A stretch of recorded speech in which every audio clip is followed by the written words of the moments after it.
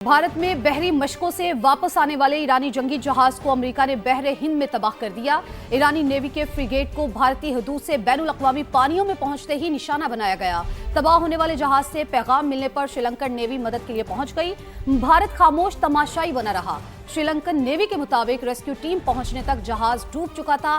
30 जख्मी एहलकारों को अस्पताल मुंतकिल किया गया। सर्च ऑपरेशन के दौरान 87 लाशें मिली जो बहरी जहाज के हमले की हो सकती हैं। श्रीलंका की वजारत दिफा का कहना है जहाज पर 140 अफराद सवार थे, दीगर की तलाश जारी है। उधर अमेरिका और इसराइल की जानिब से ईरान पर बारूद की बरसात जारी है। अस्फहान में 15 रिहायशी इमारतों को निशाना बनाया।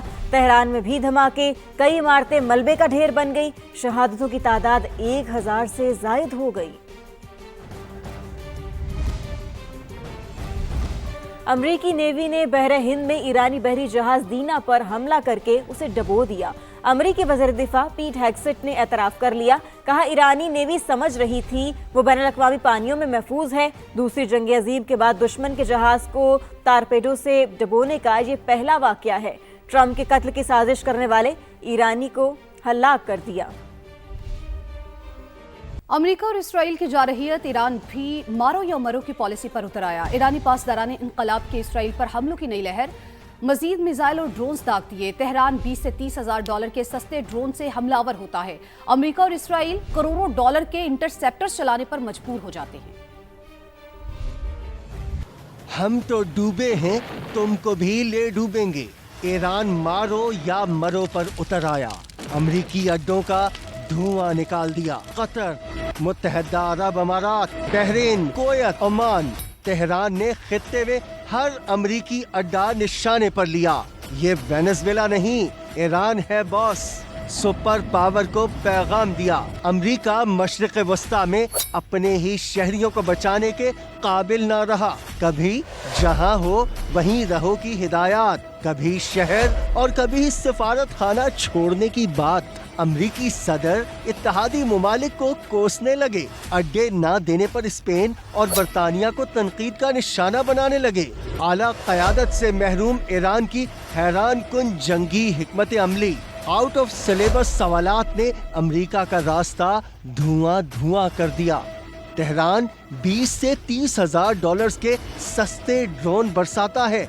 अमरीका और इसराइल करोड़ों डॉलर के इंटरसेप्टर्स चलाते हैं। हजारों शहादतें देने के बावजूद तेहरान हथियार डालने पर तैयार नहीं।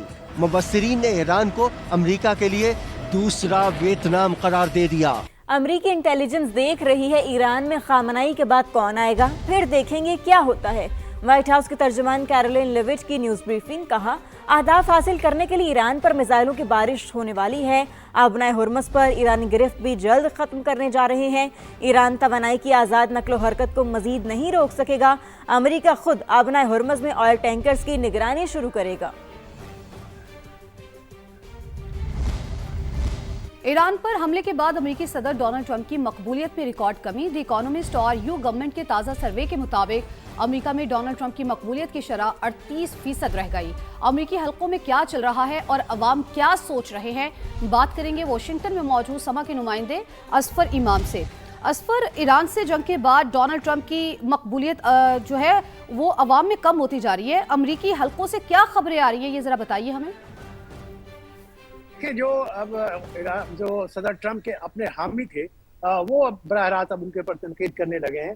उसमें जो इन्फ्लुएंसर्स हैं वो उन्होंने भी बड़ी तनकीद की है। टकर कार्लसन जो है बड़े मारूफ इन्फ्लुएंसर्स है और यूट्यूबर्स है, और उन्होंने अपने प्रोग्राम में बड़ी सख्त तनकीद की। और इसके अलावा उनके कांग्रेस वुमेन जो ब्री टाइलर्स जो टेक्सास से है, उन्होंने गुज़िश्ता दिनों सदर ट्रंप के रवैये पर एहतजाजन अपना इस्तीफा भी दे दिया था। और आज इन दिनों उनकी नशिस्त पे दोबारा इलेक्शन हो रहे हैं।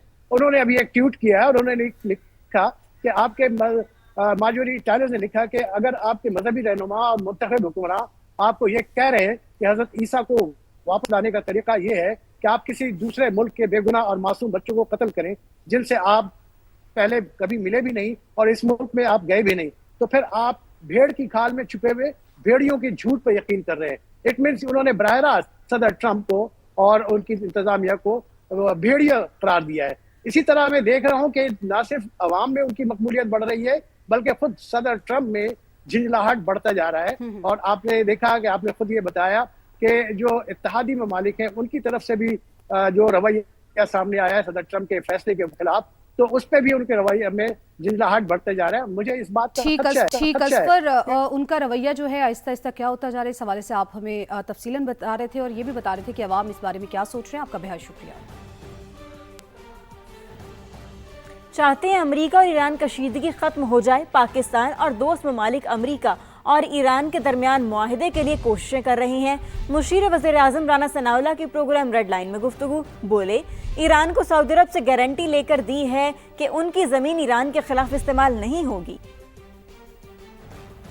पहली बात तो यही है कि किसी तरह से जो है वो एग्रीमेंट हो जाए जिसके नतीजे में ईरान जो है वो इस तबाही से बचे, अमेरिका जो है वो पीछे हट जाए। वो एग्रीमेंट जिसके मतलब अमेरिका या प्रेसिडेंट ट्रंप कह रहे हैं कि जी वो क्योंकि नहीं हुआ तो इसलिए हम हमलावर हो रहे हैं, तो वो अरेंजमेंट जो है वो हो जाए। उसके ऊपर ना सिर्फ हम कर रहे हैं बल्कि हमारे कुछ दोस्त ममालिक भी जो है वो उस बारे तुर्की भी है उसमें। जी बिल्कुल, प्राइम मिनिस्टर की बात हुई है प्रेसिडेंट तैयब अर्दगान से, तो वो बड़ी हौसला अफजा और बड़ी यानी पुरुम्मीद है। और इसमें कुछ ममालिक जो हैं वो नेगेटिव अपना शैतानी किरदार भी अदा कर रहे हैं। खलीजी ममालिक के दौरान जो मामलात हैं ये बहुत ज़्यादा यानी जो है वो बाइस से परेशानी है। इसके ऊपर सऊदी अरब और ईरान के दरमियान एक अरेंजमेंट हुआ है।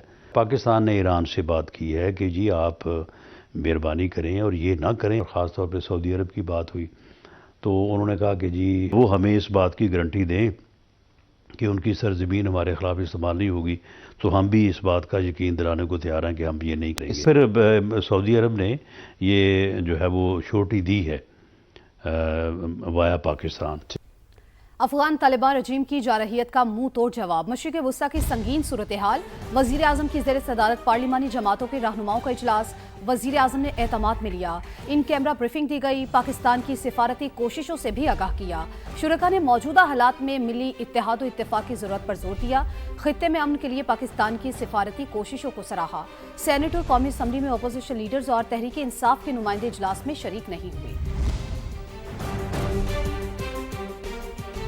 फितनल ख्वारिज और फितनल हिंदुस्तान पाकिस्तान के खिलाफ अफगान सरजमीन इस्तेमाल कर रही हैं। पाकिस्तान में दहशतगर्दी के लिए अफगान सरजमीन का इस्तेमाल नाकाबिल कबूल है। सरहद पार से हर खतरा खत्म करने के लिए तमाम जरूरी इकदाम करेंगे। फील्ड मार्शल सैयद आसिम मुनीर का दो टोक पैगाम। जनूबी वजीरिस्तान का दौरा। यादगार शोहदा पर हाजिरी। मादरे वतन के दिफा में जाने कुर्बान करने वालों को खिराज अकीदत पेश किया। फील्ड मार्शल ने अगले मोर्चों पर तैनात अफसरान और जवानों से मुलाकात की। उनकी पेशा वराना महारत और बुलंद हौसले की तारीफ की। ISPR के मुताबिक फील्ड मार्शल को ऑपरेशन गजब लिल हक और पाक अफगान सरहदी सूरत हाल पर तफसीली ब्रीफिंग दी गई। फील्ड मार्शल ने कहा शोहदा की कुर्बानियां पाकिस्तान की सलामती और इस्तेहकाम की बुनियाद हैं।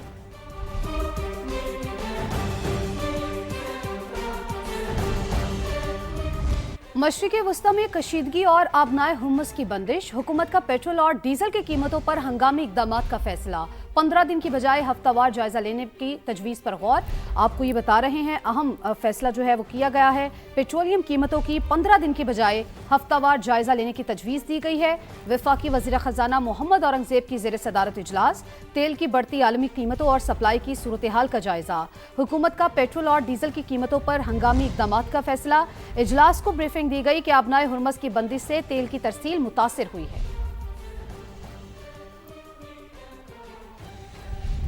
रहीम यार खान के कच्चे में डाकुओं के 2 गिरोहों ने हथियार डाल दिए। सरेंडर करने वालों में इश्तिहारी वजीर उर्फ बुड्ढा बखरानी और समी अब्बासी सदाम माछी शामिल हैं। बुड्ढा बखरानी के सर की कीमत 50 लाख रुपए मुकर्रर है, जबकि दूसरे गैंग में मूर और सई चांडियों ने 12 साथियों समेत सरेंडर किया। DPO रहीम यार खान इरफान अली का कहना है कि डाकुओं के दोनों गिरोहों ने नवाजाबाद के कच्चे के इलाके में सरेंडर किया।